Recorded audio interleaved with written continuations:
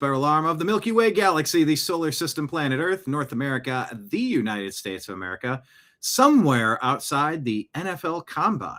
My name's Brian Engelman. Today is Thursday, March 12, 2026. And this right here, the thing that you are watching, is called Strictly Football here on the New American Media. We'll go flag side up because hope springs eternal. On today's episode, we're going to get caught up on some of the interesting things we may have learned or started salivating over at the Combine. We're going to talk about the NFL trades and the trade that was then wasn't. What the was that all about? Baltimore Ravens. We'll get into it. And then, of course, all the free agency stuff. You got players being cut. You have free agents being signed. You got wheeling and dealing and pick swaps and all sorts of things occurring. Hope springs eternal for Izzy's Cowboys, for my Cleveland Browns. And, of course, we're all aiming at Jim and Mike's Super Bowl champion, Seattle Seahawks. So buckle up. Strictly Football Season 2, Episode 31 begins right now. I'm Eric Metcalf, and you're watching Unhappy Hour.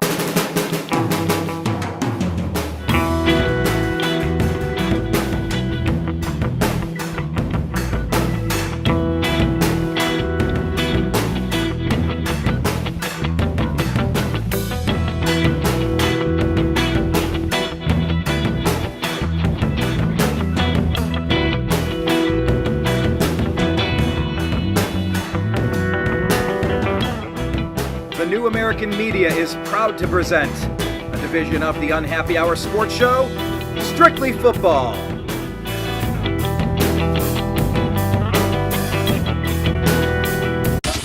It's the Unhappy Hour.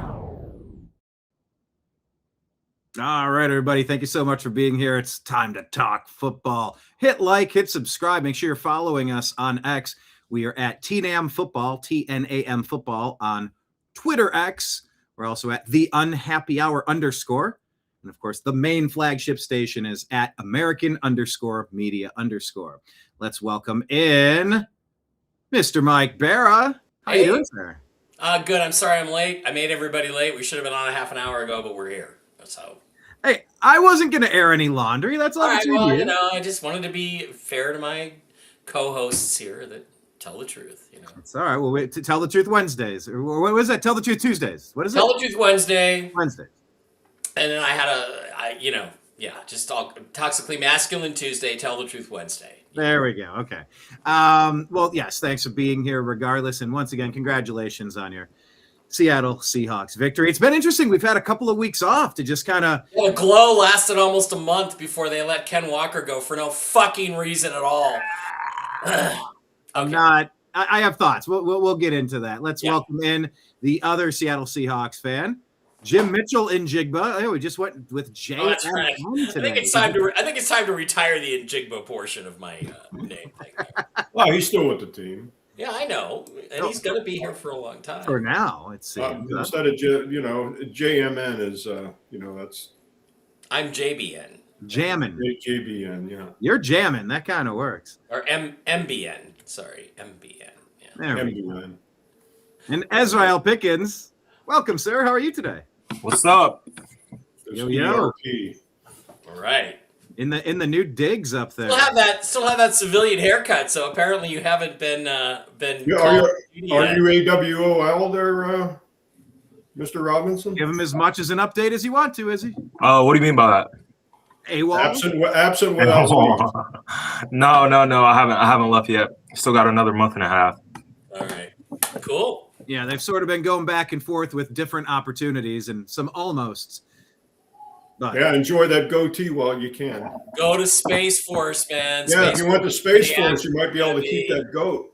Trust the alien guy. That's where the action's going to be. Anyway. All right.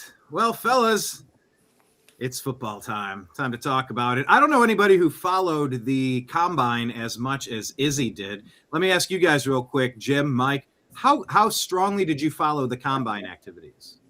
Well, for me, not at all, because all the Seahawks needed to do, in my mind, was retain most of the free agents they had, or a few of them, one key one especially, but they didn't. But and so the draft doesn't matter to me at all this year. I mean, now I have to pay attention to it because we've created gaping holes at a couple positions that I guess we can only address in the draft.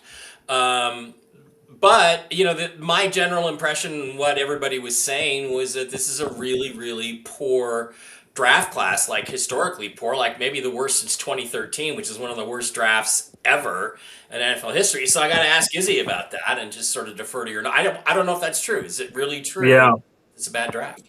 Yeah, I've heard that a lot as well. So some players stood out, but they were saying like as far as skill positions, quarterbacks, it's more of like a linebacker, defensive back kind of draft, and it's a huge depth in that category. As much as the whole entire thing, yeah, a lot of people they said it's not that high this year, and most likely next year it'll be way better. Yeah, off year, whatever you want to call it, but who knows? The players could ball out, but. Yeah, and That's the just NIL has definitely changed things as well. I keep hearing rumors that I saw a rumor President Trump was getting ready to change the NIL situation. I thought it was more of a done deal than it turned out to be. So I don't know how that's going to play out. The thing is, I don't think that's something government should be involved in, really. It's like, I mean, basically, look, it's pretty obvious what's going on there. It seems like, okay, if we'll give you campaign contributions out of our endowments, will you please stop this? And I mean, the whole thing was set up with shitty rules in the first place. That I think the player should, probably have a few restrictions on them, but. What I don't know, Jim. Do you like it? I think it's kind of cool because now any team can come along like Indiana and put out the best college team money can buy and win a national championship. What's wrong with Indiana? Would never ever have contended for a national championship under the old system. So what's wrong with that? Yeah, we mentioned that. We mentioned that a couple of shows ago, where I quoted Ed Orgeron, who was the head coach of LSU. He said the only difference that's going on now is right now they're paying the players through the front door, where in the past we used to pay them through the back door. Yeah. He said that's the only and of course now there's no sanctions against teams for players getting paid because and I think the game is a lot better now. I mean, it makes the NCAA more a minor league team for the National Football League. Yeah, and it's I think it's a better product, and that's one reason why you're going to see the playoff picture expand. I mean, what are they at right now? 8, 12 teams? Yeah, it's 12 teams. It's 12 teams. Well, it wasn't too many years ago where it was only 4. But yeah. It's the product is a lot better, and I think it's a lot better for the National Football League because you're getting players coming out of the draft. Playoffs? Don't talk about playoffs. You kidding me? Playoffs? I just hope we can win a game. Feels good. You're getting more players out of the draft now that are older and allegedly I'll say allegedly more mature, and players that are playing in college football right now. There's a certain tier of players that realize that they can make more money right now as an alleged amateur than they can going pro, and that's why they're going to stay in college. That's the thing. That's the thing. And what's wrong with that? There's guys that are great college players that are not going to be great professional players. So what's wrong with the free market making a few? I mean, these universities are making tens of millions, hundreds of millions of dollars off these guys. Why not let the players get some of that scrap? I mean, they're the ones creating it, right? Yeah, I completely agree. Wait, Jim, you were gonna go, or? All right. Yeah, I completely agree. The players, they do deserve to be paid to a certain extent. It just depends on the amount. Some of these players, I'm like, whoa, that's a lot of money. But at the same time, there was this quarterback this year for Ole Miss. he played pretty good in the playoffs. He almost took him to the national championship, and he's not eligible for another year.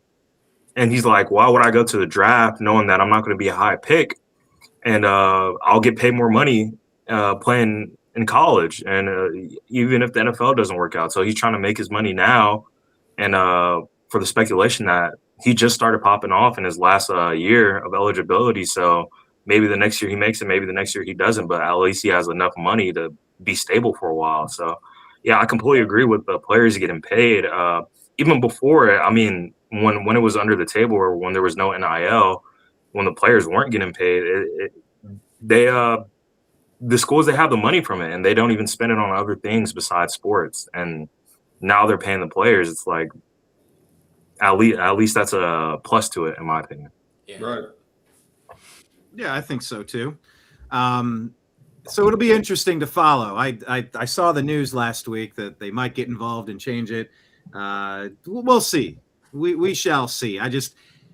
We know that the colleges have been providing an air quote education and giving the kids opportunities, but man, they've been raking in money hand over fist, and they've essentially been professional athletes this whole time. So I'm fine with them making some money, but yeah, now that free agency is in college, it's really weird. There's no signing up for a 4-year commitment, signing up for a 4-year term in the military, signing up and seeing it through. It's just every year you're a free agent. I don't know that that's a particularly good thing for college football. So, well, that's right, Brian. I mean, you can say there's more honesty in the deal making now, and there's more honesty between the college football and the professional football. But the thing is it's all above board. And they're not. The administrators in the colleges that have the better football teams aren't more apt to try to sweep everything under the rug and try to hide things. And if you're not compelled to hide things and things are more above board, you get a better look at the aptitude of the players. And that's what I like about it. Yeah. Well, we had a chance to evaluate the players during the combine, Izzy. I didn't follow it nearly as much, but being around you the past couple of weeks has been, it's almost like I followed perennial it. top 5 pick, so you should have been right there, Brian. Why weren't you watching? Exactly. Hey, top six. We're not top 5. Come on now. We're not. Oh, we got a top 6 this year. Ooh, moving up in the world. Yep. All right, I got a graphic to show you. Well, we'll tell you because I think. By the way, I just got a notification on my phone. The Cleveland Browns have announced that they have decided to pull out of the Deshaun Watson trade, as the Seattle Seahawks would also like to pull out of the Jamal Adams trade. Yeah, that was great. We sent that in the group chat. Yeah, that was great. Well, we'll get to the Ravens and Max Crosby because that is some crazy shit. We'll get to that. I thought you were going to say. Breaking news, I just found out that the Cleveland Browns have been eliminated from the playoffs. Yeah. No, did you guys see that Geno Smith got traded the day before, the first day or the day before, and somebody posted a picture of Geno in a Jets uniform with the words, eliminated, the eliminated for the playoffs thing. I think that was an old David Letterman joke. He'd always make it about the Mets or somebody. Sometimes the Indians. Yeah, the Jets are automatically eliminated from playoff contention. Well, who's the furthest odds right now at the sports book, Mike? That's gotta be the Jets, don't you think? It's gotta be. They're the third worst, the Jets. Yeah. The absolute worst right now are the Cardinals because they're going to move off of Murray. Yeah, they did cut him, didn't they? Yep. Didn't they cut him? Yeah. I saw this morning where they were due to cut him, and I don't think they've done it yet. But they are plus 40,000 to win the Super Bowl. And right now, second to last, Ryan, I'm sorry, plus 35,000 to win the Super Bowl. So wait, that means if I place a bet, how much? So if I place $1 bet, I think it's 100 to win 35 grand. $100 to win 35 grand. Yeah, isn't that how it works, Mike?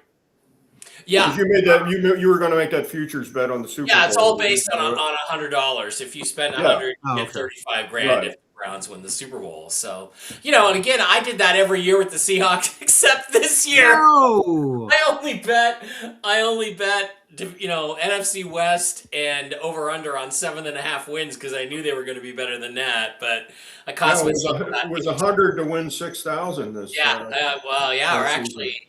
I think it was something like 18 grand. And ironically enough, the Seahawks and the Patriots had the same odds. Oh shit.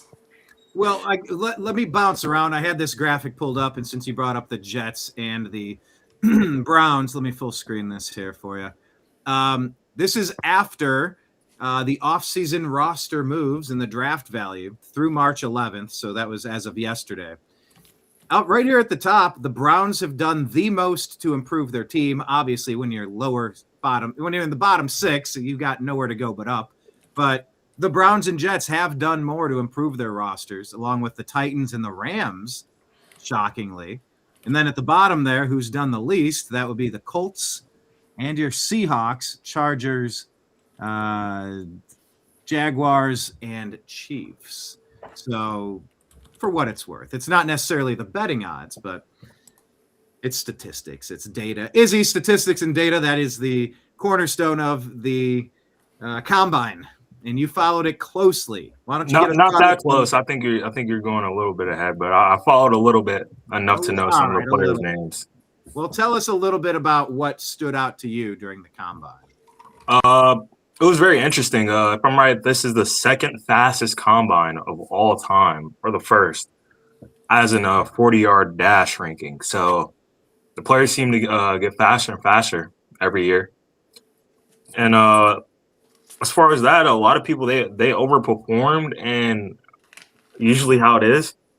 And they boosted their draft stock. And a lot of players, they didn't show up or do the combine at all. So, I mean, there's a lot of interesting guys here. So I can't pull anything up. But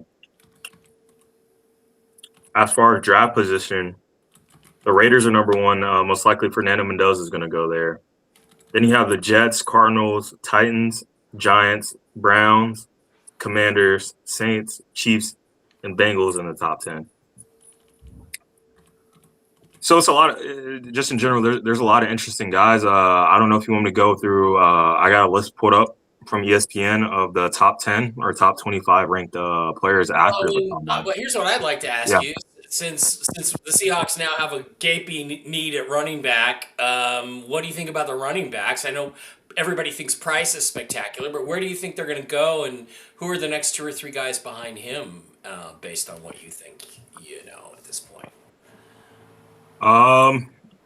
So Jeremiah Love is the number 1 right now at the moment. Yeah, Love. Price. Yeah, the speculation for Jeremiah Love was that the Chiefs were going to grab him. The Chiefs were high on him, and that's out of the window now because the Chiefs, they went out and grabbed Kenneth Walker, your guy, unfortunately. My guy, but and funny thing as well, did you see what he said today about the Chiefs? He said, I wanted to join a winning culture. Yeah. After he just won the Super Bowl. Well, I mean, it seems like he felt disrespected by the Seahawks organization, and I don't blame him for that. You had that weird moment after the Super Bowl where Schneider goes, "Oh, he's already started negotiating with me," when they're at the parade, and I'm like, okay, why'd you say that? It just seemed like an uncomfortable relationship because I just don't think the Seahawks respect running backs enough. Certainly not this one, who was spectacular. And look, they don't win a Super Bowl without him. It's that simple. They don't beat the Rams without him. Everybody knew that Walker is a great runner. I was going to say was. No, he is a great runner. Their criticism of him was always that his hands were questionable as far as catching a pass out in the flat, or and his blocking ability was also questionable. But they were calling him a one-trick pony, but what he does exceptionally, he does exceptionally well. Right. Right. Exactly. he's not a jack of all trades. He's a master of one. Yeah. And I mean, it's like, well, he's a running back, but he's really limited. He can only break off 60-yard runs, explosive runs for 60 yards. Yeah, and the reason, I guess that's why they thought that they called him a running back, was because he runs the ball, and, but his pass blocking. It's like, geez, seriously? That's what matters to you?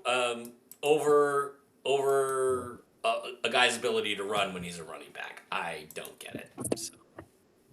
Anyway, we got off tangent again there. But who are the other couple guys you like? So the other couple guys, one guy stood out. His name is Mike Washington Jr. From Arkansas. He ran a 4.33 40-yard dash, a 1.5 won a 10-yard split, and he sat behind another running back from Kentucky last year, and this year he finally got his start. So he only ran for 1,000 yards and 6.4 yards per carry, but he's 6'1", 223. That's one of the top guys that boosted up in the draft from the running back position. But besides that, it goes Jeremiah Love and Jadarian Price from Notre Dame are the top 2 running backs in the draft on the board. Mike Washington Jr., the man I've just stated, Nicholas Singleton from Penn State, Roman Hemby from Indiana, Katron Allen from Penn State, Jonah Coleman. That's another one to look out. He's a really physical kind of guy, if you want to put it that way. Speed, broad jump, vertical. He hit all the things. He's 5'8", 220, so a bowling ball. Adam Randall from Clemson, Damon Claiborne from Wake Forest, and Le'Veon Moss from Texas A&M. So mainly Jeremiah Love is the first running back taken off the board. It depends on who wants him. Of course, like I said, the Chiefs are out of the mix. I did hear some talks about the Cardinals possibly grabbing him at 3 or trading back to grab him because they want another running back. Yeah, but they did sign a running back. I forget who it was, but I forgot they did just sign somebody. Yeah, at the end. Yeah, I forget who it was, honestly, but yeah. Yeah, and then there's also talks of the Saints and the Giants possibly wanting to grab a running back. So he's the first off the board. The next time you'll see a running back is maybe late round, around 25 to 32. And that's where that guy from Arkansas, Mike Washington Jr. could go. And then besides that, the running backs are going to be taken in the second round. It's nothing too crazy like the other years where it's like, 3 running backs going in the first, or you know how it usually is. But second, third round is mainly where teams are going to grab their guys. Yeah. But Jeremiah Love, I mean, the draft, he blew it out. Let me see if I can find some of his. While you take a look, they have Jadarian Price at number 2. Yeah. Both Notre Dame backs, Jonah Coleman, Washington, Mike Washington Jr., Arkansas, Emmett Johnson, Nebraska, Nicholas Singleton, Penn State, Justice Haynes, Michigan. They're kind of saying after the first back or two, there's really not someone that's going to stand out per se. But you never know. That's the beauty of this time of year. If you can draft Tom Brady in the, what round did they get him? 7th? 6th. Sixth 199 is 6th round. Yeah. I mean, Drew Aller, he's not going to be a top 5 pick, but he has the physical tools. He hasn't impressed me yet, but you never know. He might turn out to be the best quarterback in the draft. Who would have thought Sam Darnold would be the first quarterback out of that draft to win a Super Bowl? Yeah, not me. I didn't have that on my bingo card at all. It was Tyler Algier that went to the Cardinals. So Algier, okay. That's a better running back room for Bijan. A lot of his carries got taken. So yeah, and the thing is about that for the Cardinals is it to me it makes it unlikely they're going to spend a first round pick on a running back. So. Yeah. It seems after the players and trades and free agency that a lot of the teams that wanted to grab one, they've got a guy, and I'm guessing they're saying they're going to wait and hopefully draft another position. So, but I guess the Seahawks went with their running back Kenneth Walker III out of necessity, Jim. But you're all about trends and. People say Emmitt Smith's rushing record is something that'll never be broken again because they don't build offensive lines like that and they don't feed somebody the rock that many times a game anymore. Do you think the trend might be going back to a one back? Because it seems like we've been stuck in this. I play a lot of fantasy football. In this whole vulturing touchdowns but to the second and third string running back, man, it's brutal for me. Trying to figure out what it is. But do you think the league is going to stay with 2 running backs or running back by committee? Or do you think maybe it's like the criticism they had with Walker? You know, he wasn't exactly an A+ player as far as a blocking back, but I was always a fan of the I formation, you know, in the backfield, you know, going with the 2 running back situation, you know, and you know, speaking of that, you know, we lost Emerson Boozer from the Jets 2 days ago. He just passed away. Oh, he did? He was 82 years old. Yeah. He was Super Bowl III with Namath. Yeah, Matt Snell and Emerson. Snell and Emerson Boozer. Yeah, that was the first football game I ever watched. And that was one of the greatest dual running back situations that there was. I mean, when they upset the Baltimore Colts. Yeah, that would be like. I mean, he was a great player. Emerson. He would be like Earl Campbell, or even who's the Steelers guy, Jerome Bettis. If they passed, he's that kind of player. Yeah. Yeah. All right. Well, is he any other loose ends from the combine that you want to talk about? You said it was the fastest ever. Some Ohio State players balled out. No surprise there. Yeah, about that. I was just going to state Ohio State. They have 3 guys looking to go in the top 10 or 7. So that's pretty huge, and they're all on defense. You got a safety, Caleb Downs. He didn't participate in any of the workouts, but I mean, he's proven himself on the field. The big question now, though, is they did take a test on his knee, and it came back a possible partial ACL tear and meniscus tear. So that might drop his stock depending on how teams view him. Especially he's a safety. Teams don't view safeties that high, but he's so good that he's most likely to go top 10. You have Arvell Reese, who's the consensus like 1-1 on the draft board besides Mendoza. If teams didn't need quarterbacks, he's on there. Linebacker from Ohio State. And Sony Styles is a linebacker from Ohio State. He was looking to go 15 to 20 before the combine. And right after, he broke every linebacker record at the combine: 40 time, broad jump, vertical, 10-yard split, shuttle. Every record you could think, he broke it for the linebackers. He's 6'5", 244, by the way. So that is one guy to look out for. And as far as other players, there's an offensive guard from Penn State. I really can't say his name. I'll butcher it. He's, I'm guessing, Hawaiian or some kind of Polynesian descent. Fernando Mendoza at 6. David Bailey, edge from Texas Tech. Monroe Freeling from Georgia. Francis Magoya, offensive tackle. And Kenyon Sadiq, that's another one. It's a 6'3", 241-pound tight end from Oregon. He broke the tight end 40 time. I think he ran a 4.33. And he broke the broad jump for tight ends and then the vertical jump. But right after that, there's another tight end from, I think, Vanderbilt named Eli Stowers, who broke the broad jump and the vertical record right after. So it's a lot of athletic freaks. You can say that. But as far as skill on the field, not so good on the other end. That's about it. Okay. Yeah, I mean, we've learned how to train at maximum capacity. We've learned how to get the largest broad jump and the fastest 40 times, and that's great. But yeah, I mean, end of the day, do you have a nose for the ball if you're on defense? Do you know how to get coached? Do you understand the schemes? Do you know where to be? Are you coachable? Do you understand the game of football? There's a lot of questions that you can't really measure at the combine. But yeah, that makes a lot of sense. I mean, I'm surprised they don't have a pole vaulting event at the combine. Yeah. Maybe they should, actually. Maybe they should. Yeah, we can use that in football, you know.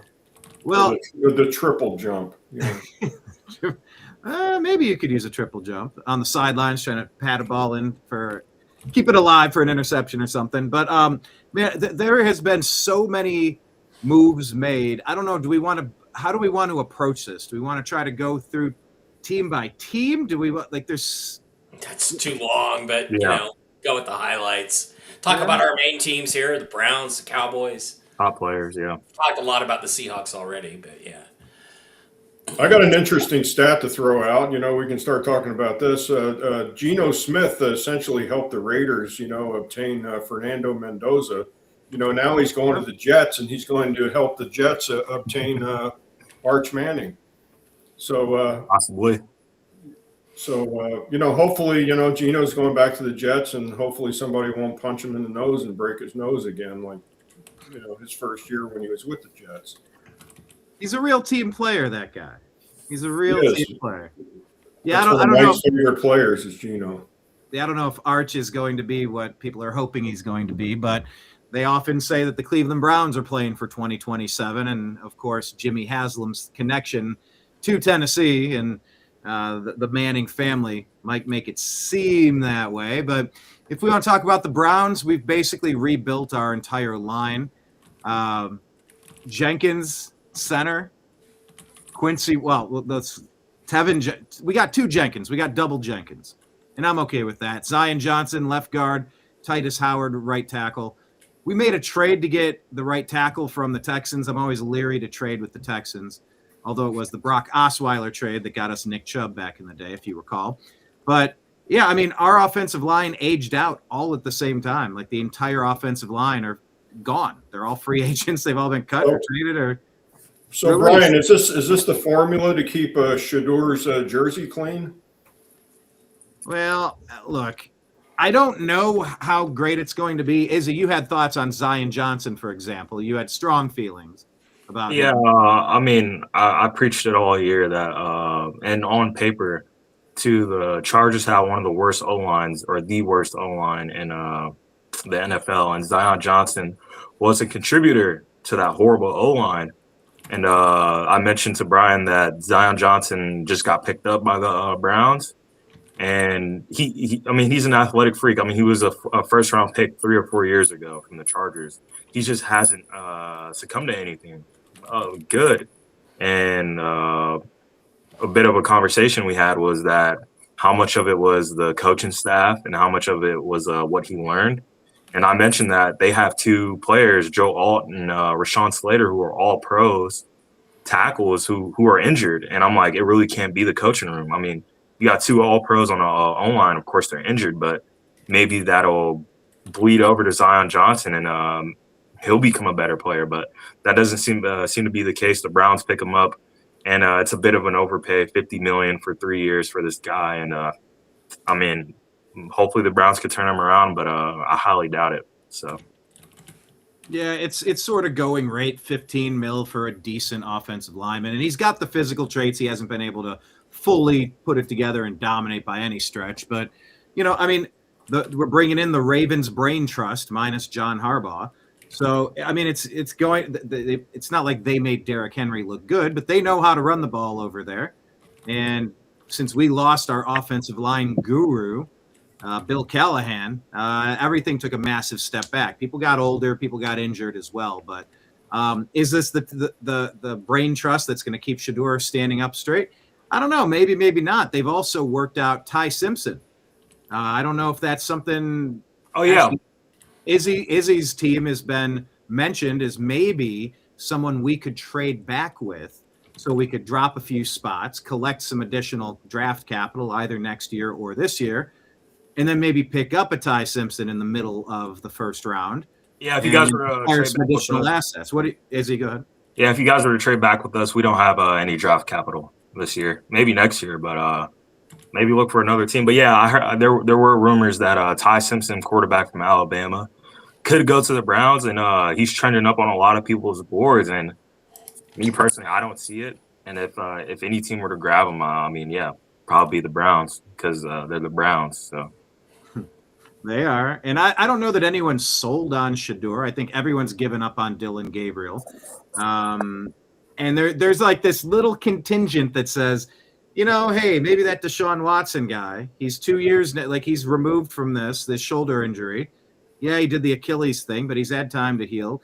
maybe give him another crack at it. Maybe the team that coached Lamar a couple of years can bring Deshaun Watson back to a guy that was kicking ass for the Texans, and he's been nothing but a bum in Cleveland.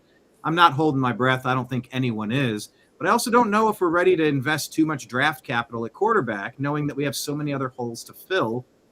I don't know.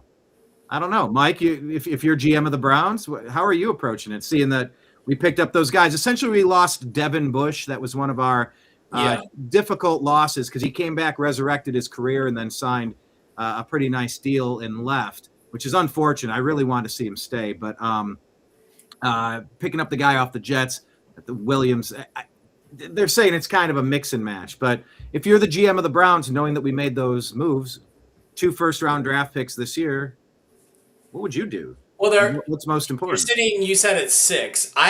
And 24 from the trade back last year. Okay. I've seen people say there's only 6 first-round rated guys in this draft. Oh. So to my mind, if it's even remotely close to true, even if there's 15 or 16. The reason the Browns suck is because you don't have enough good football players. So you just take the best football player that's left on your board at 6, and I would probably say the same thing at 24. Just focus on getting guys that you know are good football players, and hope that your new coaching staff can coach them up and do the right thing and get them going, and not mess around with a lot of trades and stuff. Now, if somebody wants your picks and is willing to give you picks in next year's draft, a whole bunch of them, we'll give you a third back this year and our first next year or something, then I would say do it, because next year's draft appears to be much stronger than this year's. But I wouldn't fool around. You got 2 first-round picks, go out and find the 2 best guys, regardless of the position. It's not like you have an overload at any position where you can say, except for Myles Garrett, Yeah. There's nobody on your team that I would really say, we don't, we don't need anybody there. So just take the best players that are on the board, and don't worry about needs or positions or all that. Just get more good football players. Jim, does that make sense to you? Do you have any players that have caught your eye, or any specific thoughts on the Cleveland situation? I don't know how closely you follow it. I've looked at maybe Carnell Tate, if he's there at 6, just to get a guy that is very polished, very, you don't play several years in the Buckeye system being a schlub. It would be nice to get an actual wide receiver 1 that can just, if not be spectacular, be consistently good. We haven't had a really good, solid wide receiver since Josh Gordon, but he was never reliable. The best ability is availability, Jim. Yeah, I really don't see any fault in who the Browns have picked up. I just think that they need to put the quarterback position under a better microscope.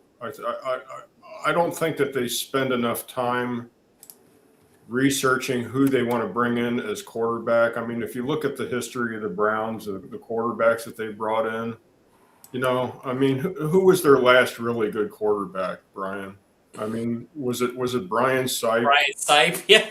I knew you were Well, Bernie Kosar. Was it AFC was it championship. Bernie Kosar?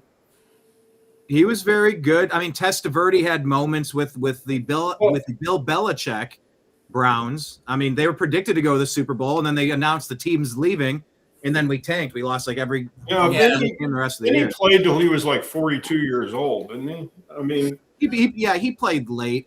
In the new version of the Browns, it's been tough. Couch had moments. Kelly Holcomb had moments. Derek Anderson had moments. Joe Flacco had moments. We've had moments. We've had seasons or half seasons.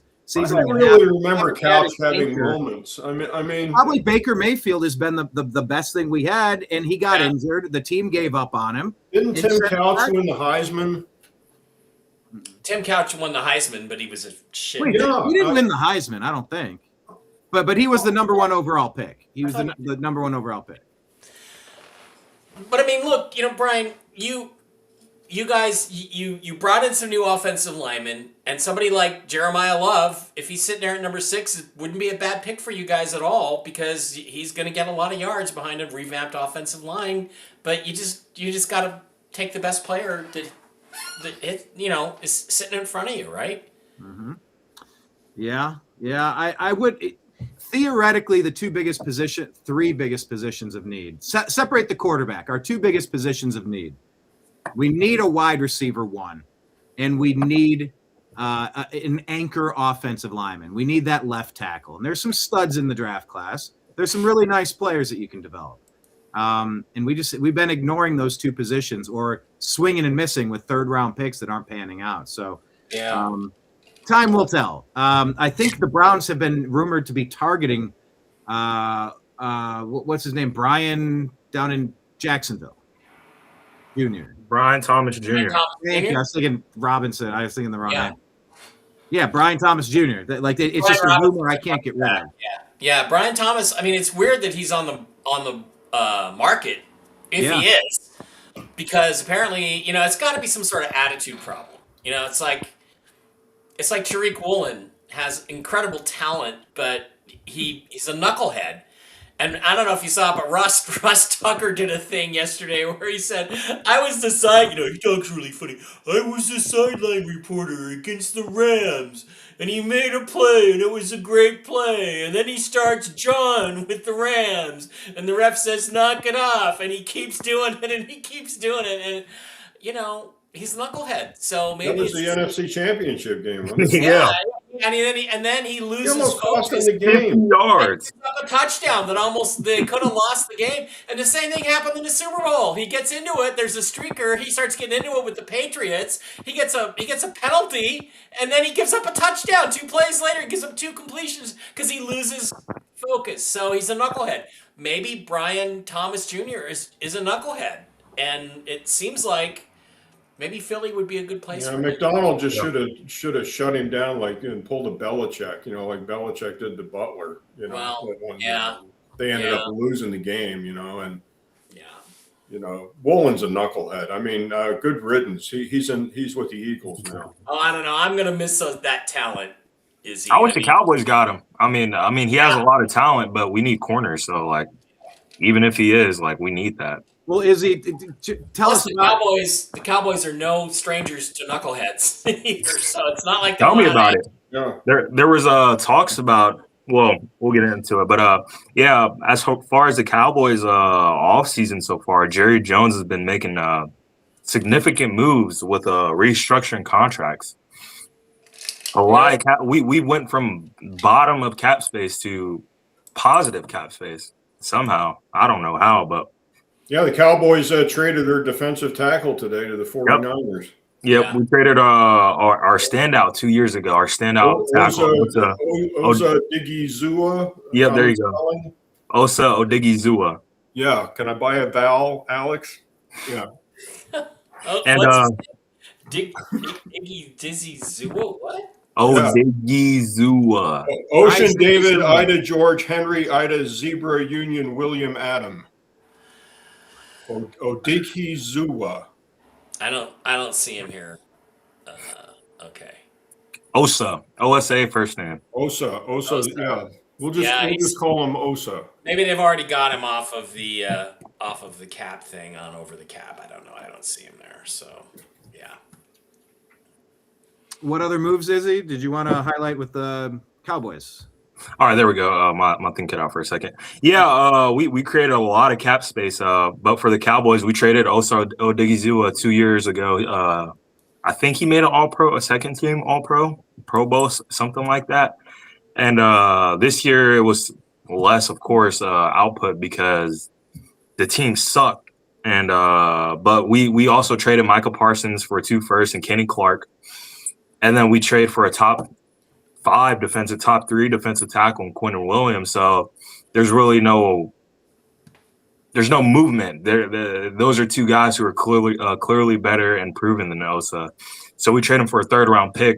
A lot of people speculated he's worth a 2nd round pick because we're paying him $20 million a year, which is a lot for the position. And we have no draft capital this year. We have 2 first round picks, and then our next pick is the 5th round. So we get a 3rd round pick out of it. I don't mind it. And supposedly we're switching up our defensive scheme from a 4 down front to a 3 down front. So we're gonna figure some stuff out on defense, of course. And then as far as that, Jalen Thompson, he was a captain for the Cardinals, safety. We signed him to a 5-year, $50 million deal, and or no, 3-year, $33 million deal. And he helps out safety position. I mean, anyone on defense. This is really where we're doing our dipping. Sam Williams, we re-signed him to a 1-year, $3 million deal. He's a defensive end. He's okay, nothing special. I mean, we got him in the 3rd round. We get a dude named Otito Ogboninia. No offense. Yeah, no offense from butchering your name, but a 1-year, $3 million deal. Just a lot of small pickups. So we get another safety, PJ Locke from the Broncos. Safety, it's a 1-year contract. I'm not sure about the money wise, but supposedly he's pretty good. A lot of Broncos fans talk highly about him. They said he's a rotational guy, but sometimes during the season he started and he played good on one of the best defenses in the league. So we get another safety help. Then we pick up Sam Howell. Quarterback, former passing yard leader in the NFL 2 years ago from the Washington Commanders. So then we traded I believe a 4th round pick for what is that guy's name? Rashawn Gary, captain defensive end from the Packers, former 1st round pick. And I'm like, wow, okay. I mean, it helps the D line out. And yeah, I mean, nothing too crazy. We're just picking up small pieces with the possibility of them playing good and fitting into our new defense, especially with the new coordinator from the Eagles. But as far as that, there was speculation after the Max Crosby thing fell out. Even before that, the Cowboys were going to go and trade for him. And then even after, they were like, if the big question was he didn't pass his physical, they were like, Jerry Jones is like the only GM in the league who would consider that. And with the 2 moves he made on the D-line yesterday, it seemed like it was going to happen. But as far as I've heard, that Max Crosby is going to stay on the Raiders, and they're not looking to trade him anymore. So, all right. Well, maybe let's bounce to that as a question. That's maybe one of the biggest news. We'll start with Mike there. Max Crosby, traded, not traded. Of course, it brought up all those hilarious memes. The Browns are backing out of the Deshaun Watson. Seahawks are backing out of the Jamal Adams. It's so good. So good. So funny. I love meme culture. It's like the best thing that's happened to the internet. But what do we make of that? That's like, was that a breach of protocol on the part of the Baltimore Ravens? Was that a personality thing? Was it an injury thing? Was it a deception thing? Was it it's not you, it's me. It's you're trying to be committed, but someone better comes around and you find there's a lot to it. We all know what really happened, right? They traded for him, right? And thinking that Hendrickson was going to be a lot more expensive, they kicked the tires on Hendrickson, found out they could get him a lot cheaper, and so they came up with an excuse to back out of the trade, which is failing a physical. You can fail a player on a physical for any reason, at any time. Anytime you can bring him in and fail him on his physical. It's purely up to the team. It's completely, there's no standards for what a pass physical is. So they just decided, we think Trey Hendrickson at half the money, without giving up any draft picks, is going to be just as good as Max Crosby at full price would be. So, I mean, it's pretty clear what happened. Is it ethical? No. Is it legal? Yeah, you can do that. All you have to do is say he failed his physical. They did that. It's shady, but teams are going to have a hard time trusting the Ravens now. But this is also why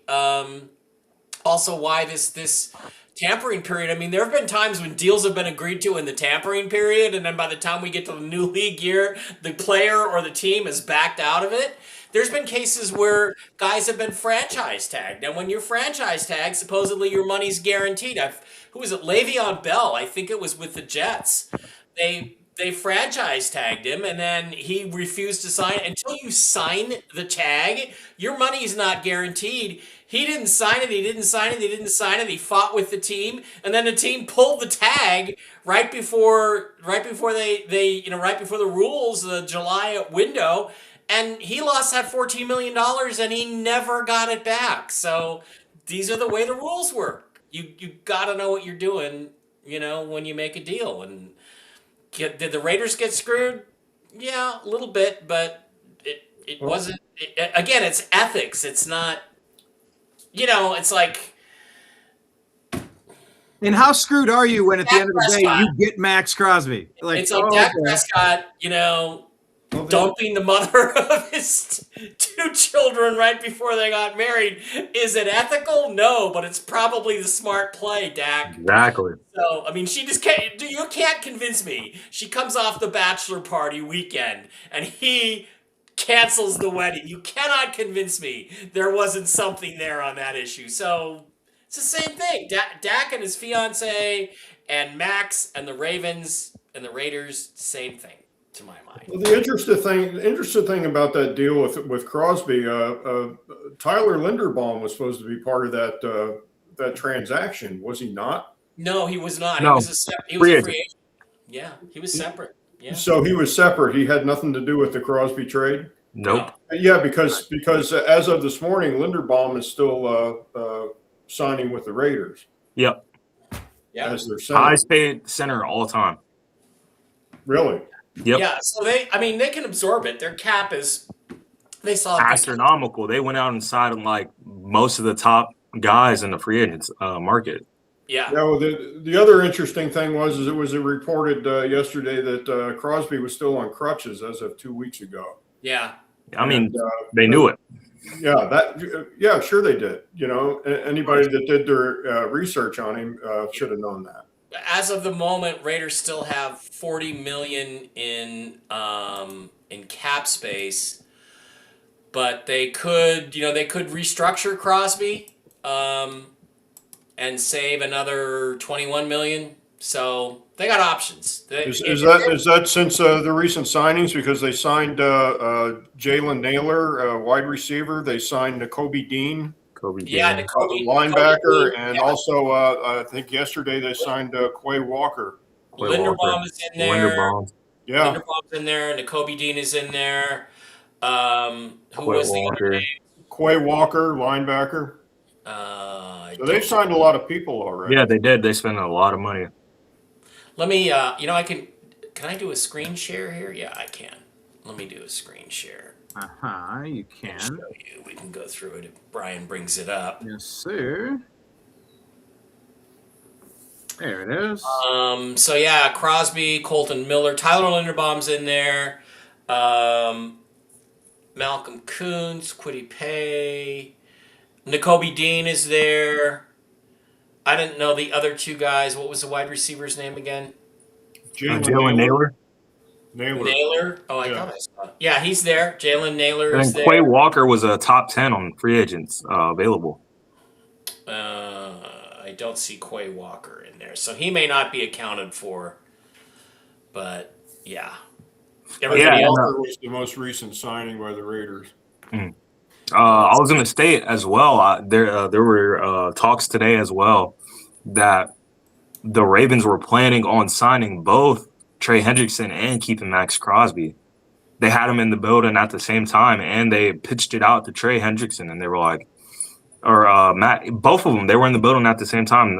There were talks between the agents and the teams that were like, hey, we're willing to bring both you guys on. And I'm guessing, like you said, the Ravens just got cold feet. They don't want to spend 2 first-round picks for a 29-year-old with an injury. So, yeah, I think Mike's scenario makes the most sense. Yeah. All right. Yeah, and it's shitty, but a deal's not done until the guy passes the physical. So, yeah. And they just decided to fail him to kill the deal. All right. Well, good. I was going to say, you guys want me to go through like the top free agents that were available that got signed to teams, like 10 or 15? I think all 3, maybe all 4 of us have a list in front of us. If you want to get it going, I had Trey Hendrickson as the number 1, 31 years old, going to the Ravens. Poor Joe Burrow. He's like, for a minute there, he goes, whoo, Max Crosby almost came to my division. Joe Burrow is banging Jessica Alba in Vegas as we speak, so he's doing okay. Even though she's 44, Joe Burrow is doing fine. Did you guys see that? I've met Jessica Alba. She is one of those radiant humans that just. Oh, yeah, she still looks terrific. In person, she radiates. You can. The funny part about that, Jessica Alba's boyfriend went out and posted like a couple pictures of them together to clear things up, supposedly, but who knows what happened with Joe Burrow. So, all right. But yeah, let's go through the list. What do you Trey think? Hendrickson went to the Ravens. He was the number one free agent. Tyler Linderbaum went to the Raiders. He was the second. This is going in 26 order, years old, huge record-setting contract for centers at the new market. Jalen Phillips went to the Carolina Panthers. 6'5" defensive end. He's 4-year deal. Like I don't have the numbers as far as money, but he was on the top 5 list of free agents. The Panthers picked up some good guys as free agency as well. And that hurts the Eagles, which helps you. Yeah, the Eagles are down, and they lose Nakobe Dean as well, and possibly Reed Blankenship, the safety. So they're taking some big hits, and their coordinator's gone, their defensive coordinator. So the Eagles not looking so good. And there's talks of AJ Brown getting traded once again during the draft. So who knows? Alec Pierce, he got signed again, re-signed with the Colts. That was one of the big ones because he wanted a lot of money for people who thought that he wasn't that good. But when you got guys like DK Metcalf who signed for more money than him, then it's like the wide receiver market. Is he the guy who dropped the football before he was in the end zone? No. That was another guy. Yeah. Alec Pierce is more of a just. He averages 20, the most in the league, 21 yards per catch. So he's a very big deep ball threat. And if I'm right, the Colts today re-signed Daniel Jones. They put it to a contract thing where if someone matched it, so that was before, but today they confirmed that they're re-signing. He got $50 million guaranteed.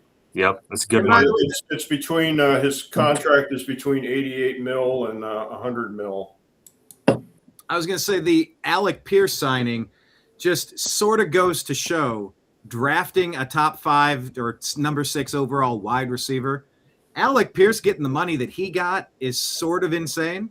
Why not draft the baller at the top of the draft and have control over them for a few years before you got to pay him?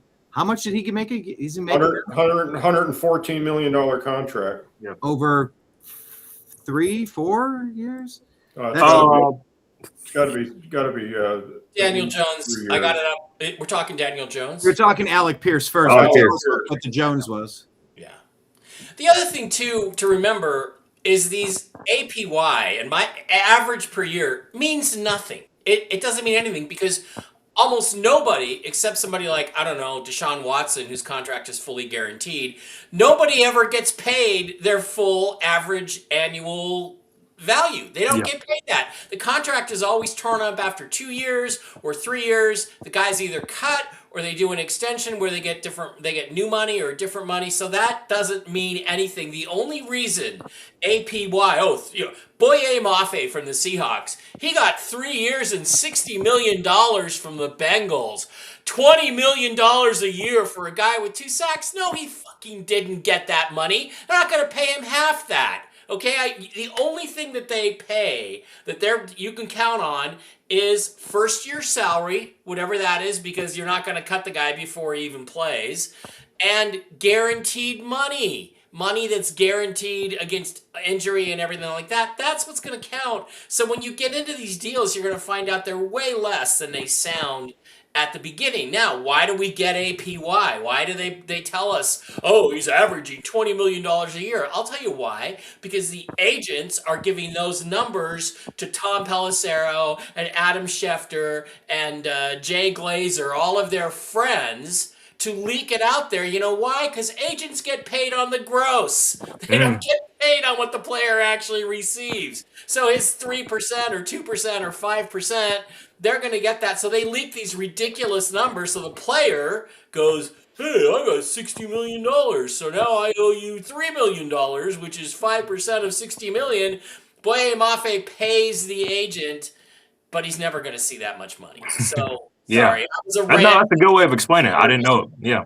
That gets under my skin because you have, that's why you have to use tools like OTC to look at the details of the contract and see what the player is really going to make, which is usually a lot less. Yeah, the guaranteed money is really all the. I mean, players get cut all the time. We know that for sure. Right. They just. But agents want the fake number out there because that's what they get their fee on is $60 million. Yeah, and it's always about setting the market for the position for next year, because then if so-and-so got this last year, you're a much better player than that. Yeah, than Koye Mafe, so you should get a lot more than that, right? Yeah. Exactly. By the way, before we go through the rest of the play, go ahead, Izzy. Yeah, I was going to say, speaking of guaranteed money, Tua Tagovailoa, that is a very interesting. Okay, I will pause before we get into Tua. I just have an aside here as I was doing my research. I didn't quite catch this news yesterday, but we're talking about owners and players and agents. The owner of the Giants, Steve Tisch family, transferring the Giants ownership to the children after the Epstein bombshell. Yes. Gentlemen, thoughts? Yes. It was coming. You could see that coming. There was a big stink about it, and the press wasn't giving up on it. So this is the case where Roger Goodell put his arm around Steve Tisch and said, "You got to step aside, or we'll take the team away from you." Is that like the Donald Sterling thing? Like, hey, I would say more like the Daniel Snyder thing with the Redskins. Snyder, yeah. So, yeah. So is he going to step away? Because what Brian said is true. I heard that yesterday, that he had put all his Giant shares into trust. Yeah. Well, and if it goes to the family, you're sort of doing that anyway. Well, should you be forced to sell if you end up in a whole quagmire? It's like kind that? of an above board hiding your assets, and if he's convicted on any type of felony regarding Epstein, then he loses the. I mean, somebody would have to be charged there. for felony regarding Epstein for that to happen. Yeah. All right. It's there to be had, and I don't know if it's under jurisdiction as far as government seizure. And I mean, look, here's like the thing. Seizing a yacht, Right. Here's the thing, too, Jim. If there was nothing there, he would have just said, yeah, I sent emails to the guy. I didn't know he was involved in this, that, and the other thing. It was just a business deal. I never went to his house. I never went to his ranch. I never went to his island. I never hung out with him on a yacht. If that was true, he would have just said that. And he didn't say that. So here we are. Bye-bye. He said, and for these reasons, I am out. Yeah. That's Bye-bye. what he said. Bye-bye. And gives it to the kids. All right. Speaking of out, back to Tua, Izzy. Yeah, guaranteed money. Mike was talking about that. Tua has a record $99.2 million in dead cap, and he joins the Falcons for a 1-year, $1.3 million deal because he's still getting paid his guaranteed contract of $167 million from the. Yeah, don't get Mike started on the dead cap issue. Here's another thing that's completely. Mike, get started on the dead cap. Dead cap means nothing. Mike's going to explain dead cap to you right now. The only thing that matters is cap space. All right. If you have a guy, let's make it simple. You got a guy. You got Russell Wilson. You signed him to a bad contract. You have a new coach. He doesn't fit the system. You need a guy who steps back, takes one read, and throws the ball in 2 seconds. That's not Russ. So you want to get rid of him and get out from under the contract. So you cut him, and you give him his release, and you have dead cap, right? People always make a bit. Oh, well, yeah, they're saving $10 million under the salary cap, but there's a $30 million dead cap hit. It doesn't matter. That money was already counted against your salary cap. What matters is that you decide that the $10 million you're going to get in cap savings is more important to you than the player. Right? And so that 10 million gives you $10 million. You can go out and find somebody else for a different position, maybe, to make your team better. The only time dead cap matters is if you have guaranteed money in future years that hasn't been paid yet, and it has to be fully guaranteed, not injury guarantees, not all that other stuff. So let's say out of the dead cap, Russell still had 15 million in absolutely guaranteed money. Then the owner has to write a check for $15 million when Russ walks out the door. That's what matters. But dead cap, again, is the most overrated bunch of bullshit. But they don't want to do that because they'll take a dead cap hit. Well, Rashawn Gary's a prime example. The Packers could have cut him or traded him. No money goes out the door. It's this. They save $10 million under the cap by getting rid of Rashawn Gary that they could spend on somebody else. But it's just a bookkeeping thing. It's not real. You don't pay that money. So sorry. kind of. No, I mean you're teaching me something. That's pretty cool. It's on my high horse. No, So, I mean, it's amazing. Grok AI is an amazing tool to teach you all these ins and outs. Go ahead. Sorry. Well, Grok AI also just told me that Isaiah Pacheco re-signed with the Chiefs. AI still hallucinates, but yeah, Izzy and I were definitely having a back and forth about Tua. He was paid all the guaranteed money. I'm like, yeah, he's gonna sign for $1. He's like, huh? What do we do? I go, yeah, he's getting full. He made his money from the other team. Like it's Right. not really an incentive. Now, what did you say, Izzy? What did you say Tua's dead cap hit was when he walked? 99.23 million. Right. So that counts against their salary cap. That's money they can't spend, but they also will save, I don't know, 10 million, 20 million in cap space that they can apply to other players, and they'll have to write him a check for the remainder that was guaranteed, right? So they do have to do that, but they're not paying him $99 million, but they might be paying him, like Russ, when he did leave the Broncos, they had to write him a check for $39 million, which was what the guarantees that were left. And then the Steelers only had to pay him $1 million because the rest of it was all covered. So, veteran minimum salary, that's all they're paying. So, I mean, that puts another quarterback in the room with Michael Penix. I mean, he's coming back Two from lefties, 2 injury-prone lefties. And they got rid of Kirk Cousins. Well, at least they'll have a left-handed offense and be consistent. Yeah, exactly. They can learn one thing from another. Cousins could possibly sign with the Raiders today or tomorrow. Ooh, Raiders. Yeah, they could get they need a veteran. Yeah, if you look back, Clint Kubiak, who is now the coach of the Raiders, was his coach in Minnesota.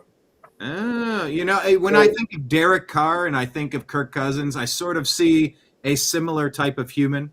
Obviously, it's years separated, but yeah, I mean, Kirk Cousins, I don't know if you ever watched that Netflix special Quarterback, but like just watching Kirk go to work, it's just, he seems like a solid dude, a smart dude.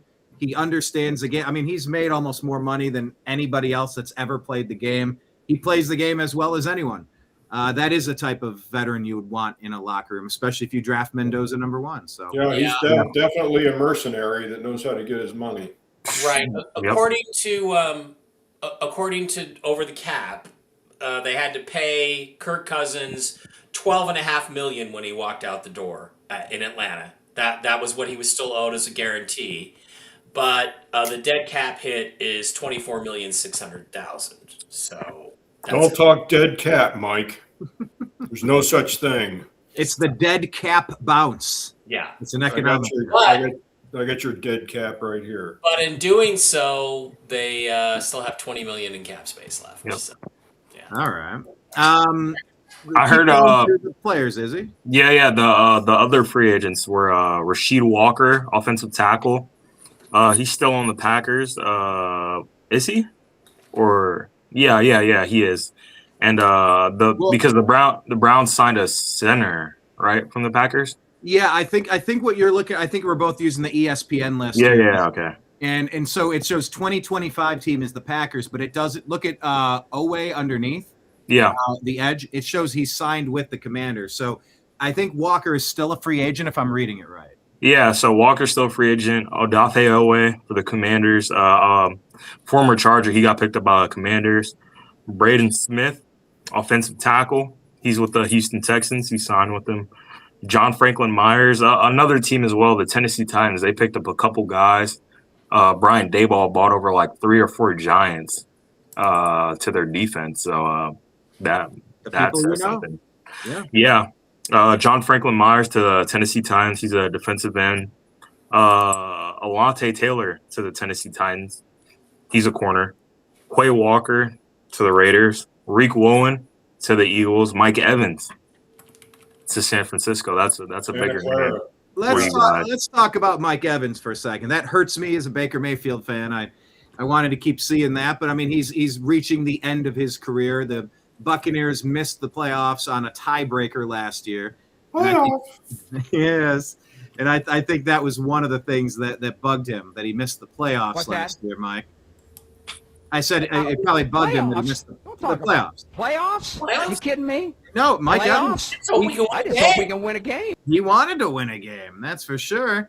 I don't think this is a slight on Baker Mayfield, his ability to win games or anything. It's just the 49ers were pretty close, and they've had a problem at wide receiver 1. And they released Brandon Ayuk yesterday, Who could be I coming believe. to Cleveland, by the way. Who could be coming to Do Cleveland? you really want that guy on your team? Bruh, we just need someone that can make the catches. Jerry Judy's a good You want a two. guy who can make catches who hasn't played a football game all year. So they've already released Ayuk. Yeah, So they I heard just this released him. morning he was due to leave. So I guess he's already done that. Yep. 113 miles per hour, probably on the way out as well. So he's another speeder. But also the Rams, Garrett style. they signed the Rams just fleeced. Well, not fleeced, but the Rams took both of the Kansas City Chiefs. The Chiefs had a good defense. I mean, of course, every year they pretty much do. They take both their starting corners, corner 1 and 2. First, with the trade of getting Trent McDuffie, all-pro corner from the Chiefs. They trade a first-round pick and I believe Jalen Watson. Yeah, 5th, a 7th, and a 3rd, I believe. 1st, 3rd, 5th, and 7th for Trent McDuffie All-Pro, and then they get his corner mate, Jalen Watson, because they needed some DB help. Yep.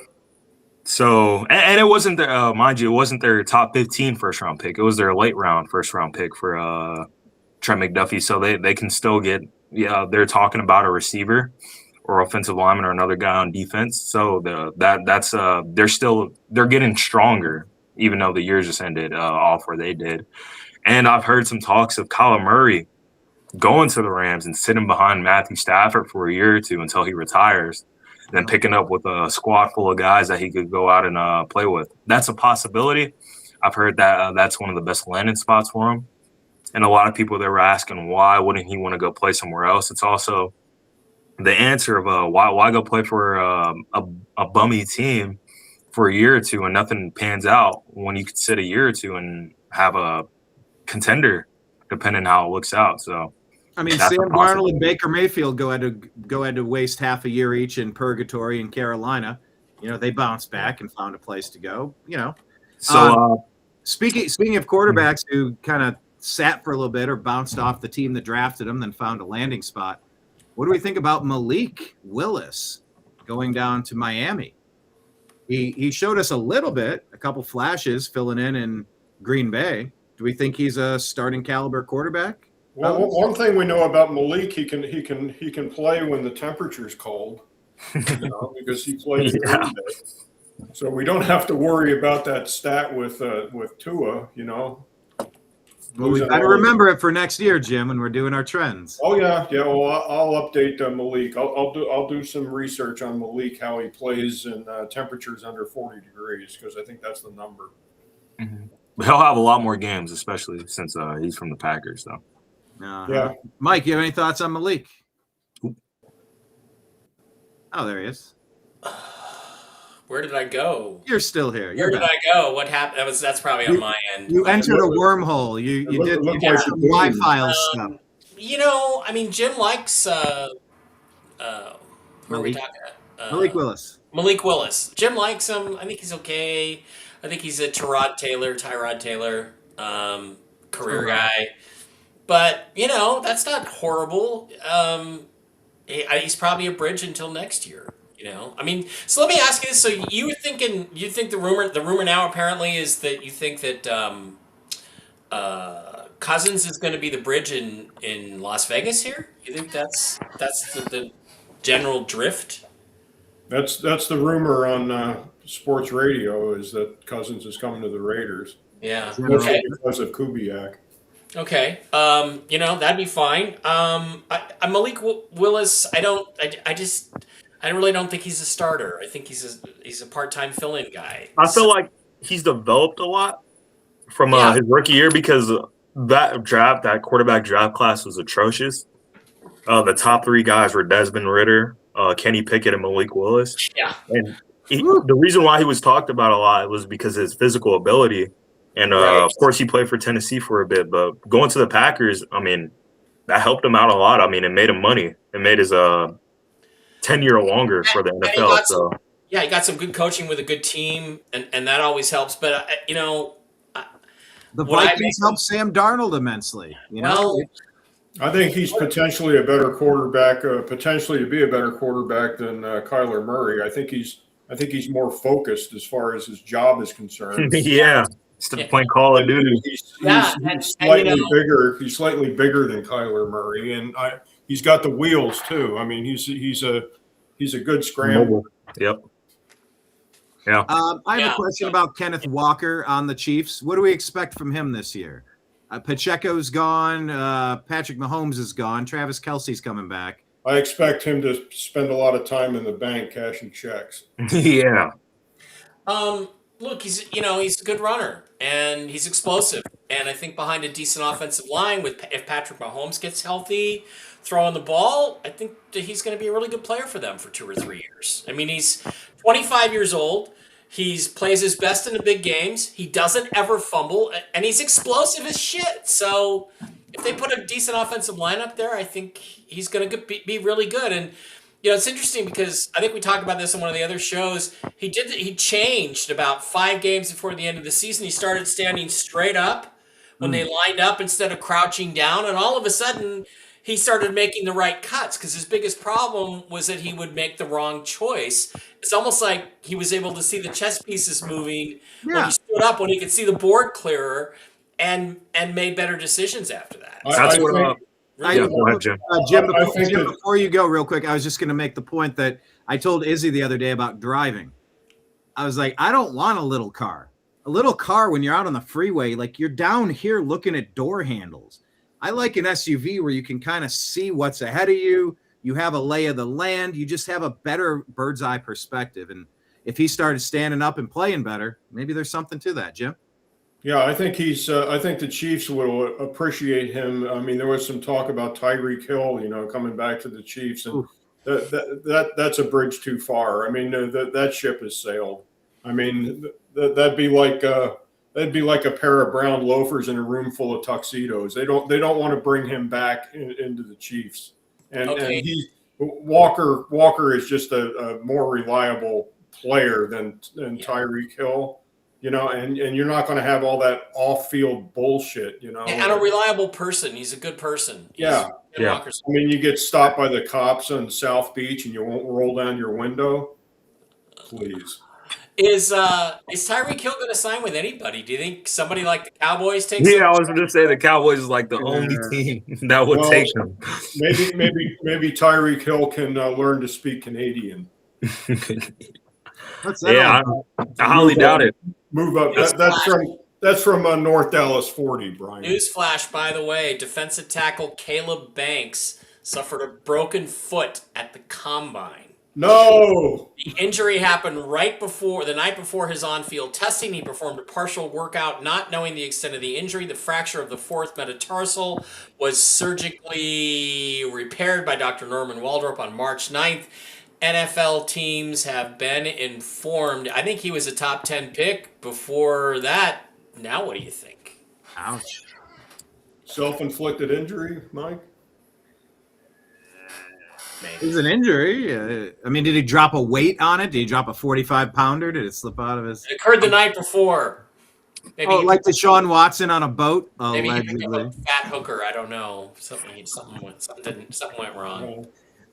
Isaiah Likely leaves the Baltimore Ravens and goes to the Giants following Going to John Harbaugh. What do we think there? Anything? Any thoughts, anyone? I mean, it's addition to the offense.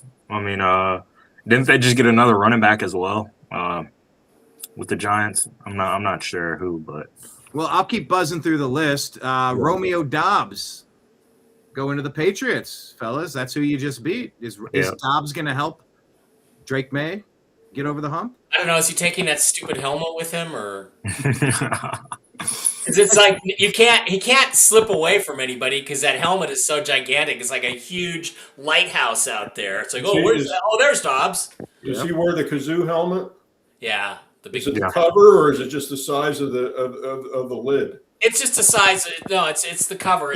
He looks like Toad on Super Mario Brothers. He's just like got a Toad or Larry Fitzgerald. He just looks like Larry. Yeah.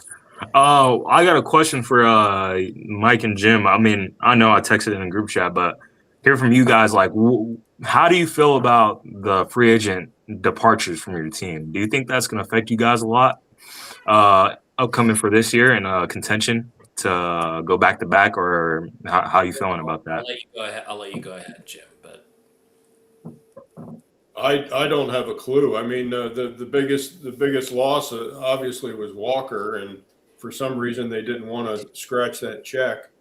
But I agree with Mike. I think he was a better threat than Charbonnet is, and he has less of a propensity to get injured, and you can go that with that adage, your best ability is availability, and Walker was available, played you every know, game.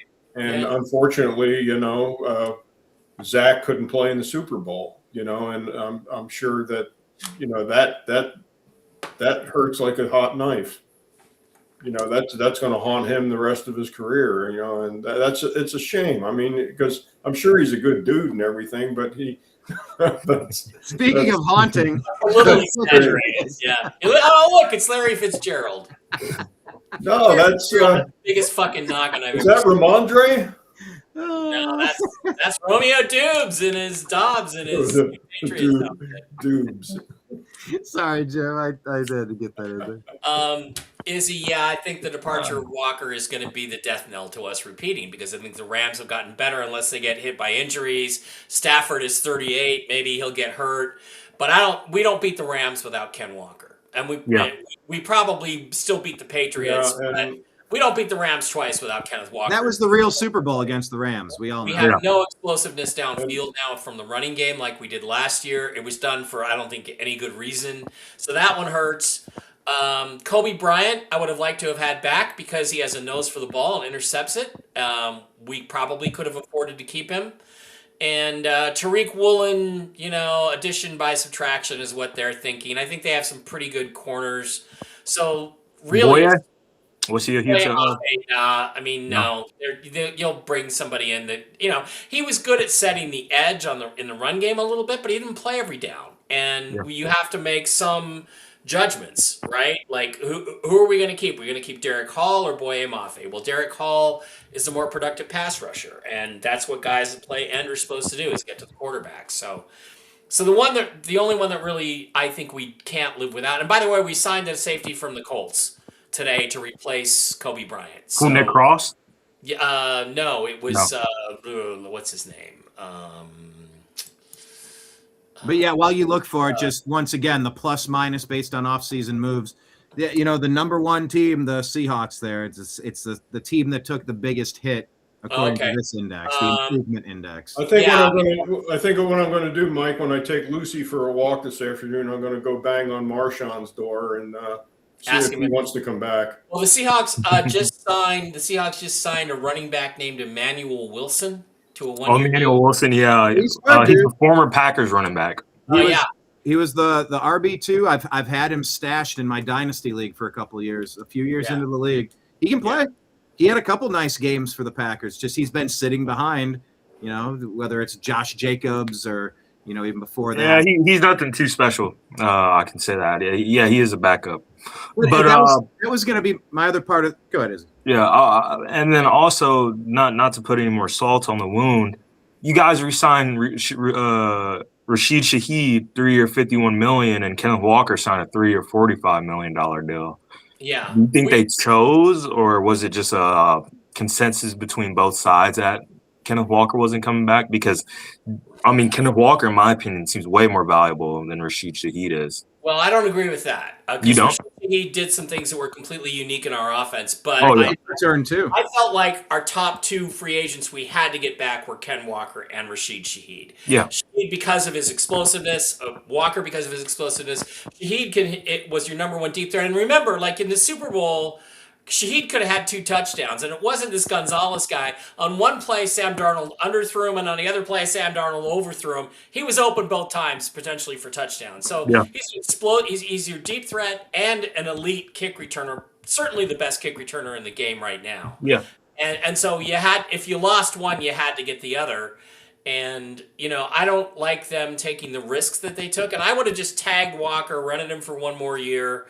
and then let him go while we looked for a replacement. But yeah, they signed this running back, and then they signed a safety from the Colts. I got to find out who that is. And while you look that up, I was going to ask, do you think Charbonnet is going to be a bell cow this year? Or do you think that they're going to work Wilson in half and half, or they draft somebody? I mean, Charbonnet was damn near a bell cow half the year for the Seahawks. Yeah. He took a lot of Kenneth Walker's reps. Yeah, too many from my perspective. Yep. Charbonnet was real good in the red zone. I know. Every time I didn't start him, he was getting those touchdowns. Every time I did, he wasn't punching it in, and Kenneth Walker was doing it. Yeah, now, I had them both on my team. Now at least they're split up, so I can play them both in the same game. For all you fantasy nerds out there. Well, the thing to remember about Charbonnet is that he's on crutches right now, and it's unlikely he plays opening day, and you may not have him until midseason. So I don't think he's going to make up for it. No. Yeah. Kenneth says Marsha Brady also had a nose for the ball, by the way. Yeah. That's funny, Kenneth. That is hilarious. Yeah, Izzy has no idea how old he is. Yeah, exactly. That's awesome. Okay, what's some other people? Jawan Jennings, he's still out there, wide receiver. Still out there. Yep. Hasn't made a decision on where he's playing. We talked about Boye Mafe going to the Bengals. What are they getting? How much does that help them, guys? You watched him more than anybody. He just said they could afford to lose him. Nothing that special, but I mean, for the Bengals, it's defense. I mean, the Bengals' defense sucks, as we know. So defense is defense. Kels re-signed with the Chiefs yesterday. Yep. Yeah, 14th season. 12 mil. One season. Okay. So it's Rodney Thomas that the Seahawks signed. I don't know who that is. Rodney Thomas? I don't either. 4-year guy. So the Browns released David Njoku, who's now on the market. And I thought maybe Travis Kelce coming back home to Cleveland would have been fun, especially if he's only got a year left in the tank and, come home and play a year. But, he's just so comfortable in Kansas City. It wasn't meant to be. But I wonder where Njoku's going to sign or if he has anything left in the tank. Well, Kansas City might be a good place for him to go to learn everything under behind Kelce for a year. So, if I was him, I'd be looking for something like that. Mm-hmm. Wow, here we are, breaking news. More breaking news? No, we're getting it today on the show. Oh, okay, yeah, I love it. DJ Moore went to the Bills. What do you think about that, Brian? Oh yeah. Let me check chat if we have our Canadian buddy always up there in Ontario. He's a huge Bills fan. He's not in right now. DJ Moore, he's kind of bounced around a couple places. The Bears wide receiver room was a little weird last year, just trying to figure out Odunze and some of the rookies and the new guys and the DJ Moores. It's got to help the Bills. It's got to help him a lot. He knows how to play. Is he top 5? No, I don't think he's a top 5. But that's definitely going to help the Bills. Is Stephon Diggs off of there now? Is he gone? Yeah, Stephon Diggs. Gone. Who's on the Patriots? Wait, Mike and I talked about that the other day. Tim does not like Stephon. I think we had that. We all had that he was one and done. He's just not a likable guy. He's a locker room bust, and he's a me guy. Let's ask this question: Who gets signed first? Tyreek Hill or Stephon? Playoffs? You kidding me? Playoffs? I just hope we can win a game. I just posted it there for you to use it the next time somebody said playoffs, Brian. I heard the beep and I just went to it. It only seems to play once, and then it won't play again. So I don't see Stephon. I heard the beep and I went there instead of here. Sorry. He's it's 30. there. It's just in storage in the background, Brian. Okay. All right. Diggs is 32 years old. He wears out his welcome, in 4 months. Yeah. So will Diggs have more NFL contracts than children from this point forward? That's a good over-under bet. We should put that put it on Twitter, which one of us needs to post. Maybe I'll post it on Twitter. That's a good one. Well, I would like to see personally, Brian. I would like to see Stephon Diggs and Tyreek Hill in Cleveland. I think that would be fun. Ooh. And Ayuk. Is Ayuk ever going to play again? I mean, after what happened with that, Jesus, that's insane. Tyreek Hill, Brandon Ayuk, and And Stephon Diggs all on to the the Cleveland Browns. Browns with Shadur. How Browns would that be? Who's stopping this offense? Well, Tyreek Oh Hill. man, that would be. I would watch every game. I would get the I red would zone to too. watch that. Because you never know what one of them's going to strip Antonio down Brown comes out of the retirement. stadium. Antonio Brown. I mean, Oh, now that's fitting. that's a tough pair to draw to. Yeah. Antonio Brown and Stephon Diggs. Wow. Okay, And, I like AJ Brown. Let me All hit this five. note. Greg Newsome, the Browns traded this. We did a swap with the Jacksonville Jaguars, and then he left them. So I mean, they just rented him. We got a good player in return, and now he's re-signed with the Giants. He's only 26 years old, former first-round pick. So he's someone to keep an eye on. Yeah, Stephon Diggs is 32. He had 1,000 yards, 4 touchdowns, 1 season with the Patriots. Yeah, good for him. Yeah, good for him. Joey Bosa played for the Bills last year. He's a free agent. I don't know where he's gonna go. A pretty good guy too. Alex Anzalone from the Lions, the linebackers captain. He's on the Tampa Bay Buccaneers, 2-year deal. So the Lions, they take a hit to their defense as well. And another one to that. What's this dude's name? Wan'Dale Robinson, wide receiver too, for the Giants. He joins Brian Dable back with the Tennessee Titans. So trying to get something going. Yeah, I mean, Wan'Dale kind of came on last year. Did okay. That's Wandale with an apostrophe. Is that right? Yep. Juan apostrophe Dale. Wandale. Out of curiosity, speaking of apostrophes, did you happen to see the PetSmart video yet? No. Which one? The only one. Maybe I'll play it in a moment here, just for no apparent reason. But it's about apostrophes. It's you just kind of got to see it. I got 2 apostrophes in my name. Easy. Wait, you have 2 apostrophes? Yeah, first and middle name has one apostrophe. There should be an apostrophe between the Z and the R. Yeah, there is. Yeah. Couldn't you type that in, when you signed up? Yeah, I did. Okay, I found it. Since we're talking about apostrophes, this is the perfect chance here. And by the way, Izzy, cue up any of the final players we want to mention as we start winding this down. Make sure you're following us in all of the places. Strictly football. This is the song about apostrophes, and any of us pet lovers, I know you are, Mike. Actually, all of us, we all have pets, right? I mean, yeah. Izzy got smacked by Nimbus earlier in the episode. That was awesome. Yeah. It wasn't smacked. He just, hey, look at me.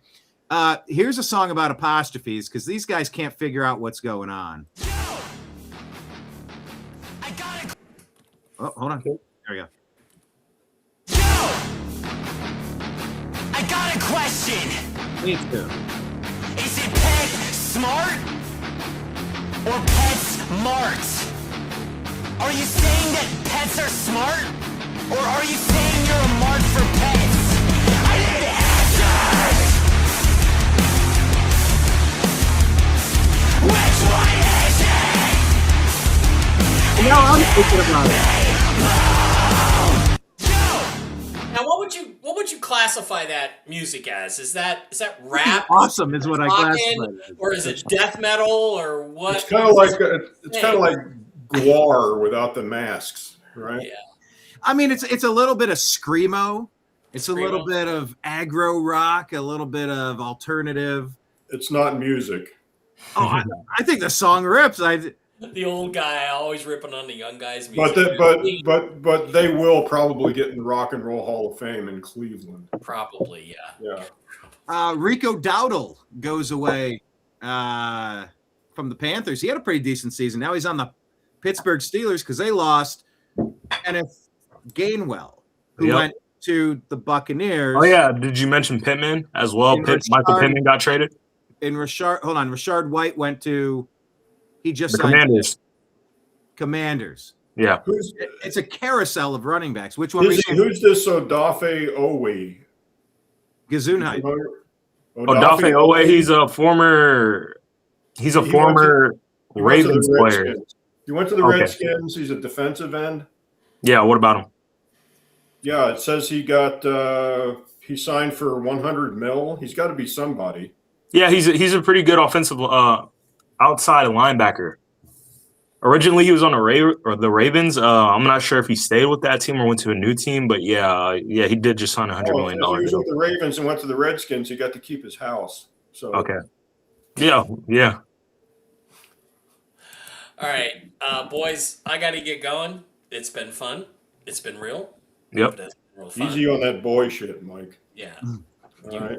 Okay, sorry. There you go. All right, gentlemen, I have to go. But yes, Mike, advertise your shows. Where to find you? Yeah, Real News Live with Mike and Jen on Mondays and Wednesdays at 1 Eastern. We're changing that to 5 Eastern soon, or no, 8 Eastern soon. In a week or so. Headed to LA next weekend, not this weekend, but next weekend for the Alien event there. Going to be speaking at that event. Don't know what I'm talking about yet. And I'll see you there. So if you're in LA, come on out. I'll get you in for free and we'll have some fun and drink. Man, I wish I still lived out there.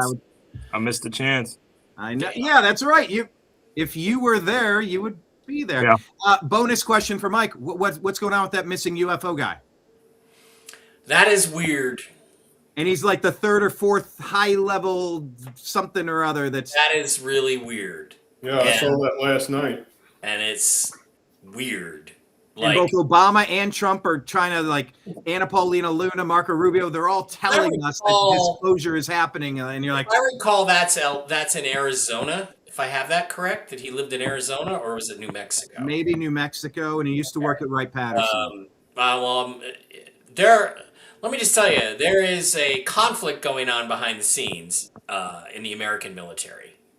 There's a conflict, and maybe he was just on the wrong side and got himself into trouble. But it's not what's going on there is not normal. It's not just they're not going to just like, oh, he had a stroke and passed out by the side of the road. That ain't going to be it. Left his cell phone at home, disappeared. Yeah. Well, as an example, in 2020, during the election fraud investigation, it's not a coincidence that the boyfriend of the daughter of the governor who has said, yeah, we're going to go find out what happened with the election. And then a day later, the daughter's boyfriend ends up in a burning, exploding car on the freeway. Believe me, that's not a coincidence. And then suddenly the governor changes his position on the 2020 election. So there's stuff going on that we don't see, hear, or talk about much. Yeah, Michael Hastings style. Speaking this is weird. I'm just going to tell you, my spider sense is telling me there's something really wrong there. Yeah. I don't know what it is, but it's wrong. Mike's telling you you're a lot safer in Space Force. There you go. Izzy final thoughts, and then a quote from Jim. Nothing much. Okay. Nothing much. That's my final thoughts. Final thoughts. Thank you for that wisdom, Jim. You're going to leave us with something incredible. No, I'm just going to leave you, Brian. You didn't give me enough notice this week. All right, we'll get a quote from Jim. We'll do an NFL draft preview show coming up when we get real cool. When does that happen? It's March 12 right now. Draft is April. Late April, so yeah. Okay, so we'll do a draft preview coming up, and then I'll just be live doing the draft. And if you boys want to jump in, we can. All right. I think during the first round of the draft, Jim and his wife and me and my brother are going to be at our favorite Mexican place up the street, probably. So that sounds like a plan. Yeah. All right. That's happy hour in advance. So yeah. All right. Well, stay tuned. Check out the TNAM Daily Show with us at the New American Media Monday through Friday, noon Eastern time. And we'll be keep your eyes peeled for our upcoming Strictly Football next episode pre-draft show. Signing out on behalf of everybody out there in the TNAM universe. I appreciate you. I love you. And we'll talk to you again soon. Peace. Take care, everybody. All right. Peace. Hi, this is Eric Metcalf, and you're watching Unhappy Hour.